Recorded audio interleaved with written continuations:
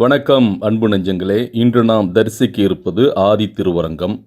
கள்ளக்குறிச்சி மாவட்டம் திருக்கோவிலூரிலிருந்து மேற்கே 20 கிலோமீட்டர் தொலைவில் தென்பெண்ணையாற்றங்கரையில் அமைந்திருக்கின்ற மிக பழமையான வைணவத்தலம் இது. திருவண்ணாமலையிலிருந்தும் ஆதி திருவரங்கம் வரலாம். மணலூர்பேட்டை என்ற ஒரு ஊரிலிருந்து தென்பெண்ணையாற்றை கடந்து 5 கிலோமீட்டர் தெற்கில் பயணப்பட்டால் ஆதி திருவரங்கம் என்ற அந்த சிற்றூரை நாம் அடையலாம். பெயர் பலகையில் திருவரங்கம் என்றே குறிப்பிடப்பட்டிருக்கும். சோழர்கள் காலத்தில் கட்டப்பட்ட இந்த ஆலயம் பின்பு வந்த விஜயநகர நாயக்க அரசர்களால் விரிவுபடுத்தப்பட்டுள்ளது. திருமாலின் முதல் அவதாரமான மத்ஸ்ய அவதார தலம் இது. ஆகையால் இது ஆதி திருவரங்கம் என்று அழைக்கப்படுகிறது. மூலவர் ரங்கநாத பெருமாள், தாயார் ரங்கநாயகி தாயார்.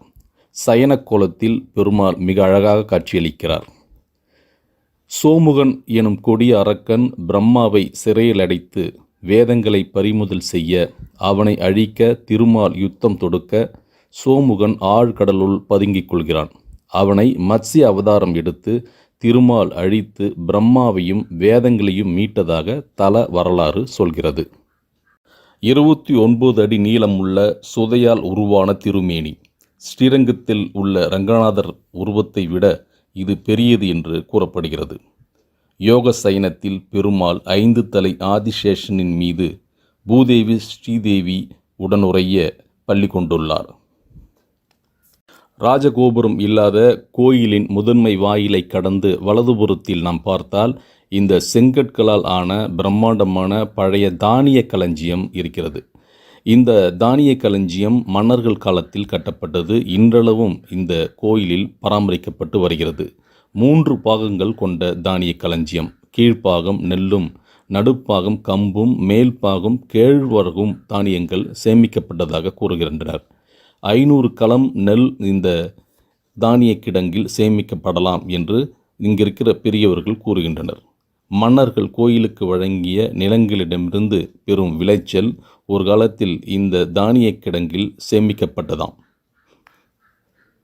இந்து சமய அறநிலையத்துறையின் நிதி உதவியோடு தற்பொழுது இந்த தானிய களஞ்சியம் புனரமைக்கப்பட்டு வருகிறது.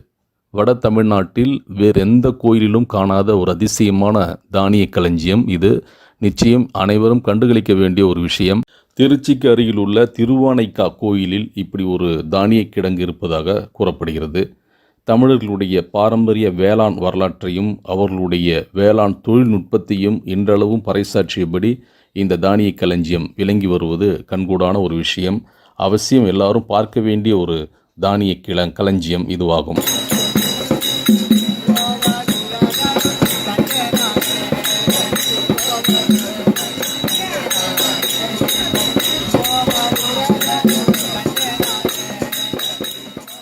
கோயிலுக்கு நாம் சென்றபொழுது பஜனை நடந்து கொண்டிருந்தது. அருகில் உள்ள கிராமங்களிலிருந்து வருகின்ற இந்த பெரியவர்கள் ஒவ்வொரு சனிக்கிழமையன்றும் இந்த கோயிலுக்கு வந்து பஜனை செய்வதை வழக்கமாக கொண்டிருக்கின்றனராம்.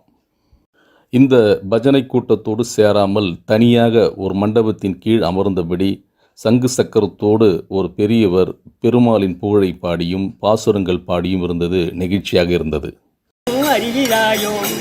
அலமேலும் மங்கை அவர் பாதம் கண்டு ஆழ்வார் தீர்த்த முருகி அடி திருப்பதி சேவித்து காளி கோபுரம் தரிசனம் செய்து கொண்டு இளப்பாட்டி மண்டபம் 7 சங்க கலசமும் பொய்க்கருட கம்பமும் ஒரேரி தீர்த்தமும் அம்மனுட பாதமும் அந்த சங்கு சக்கரமும் கோதண்டம் வைகுண்டம் திருப்பதி வாழு வெங்குடேச மனமகிழ்ந்து அடியேர் முன் வருவார். இந்த பெரியவர் ஆழ்வார் பாசுரங்களை மனப்பாடமாக சொல்வது வியப்பாக இருக்கிறது.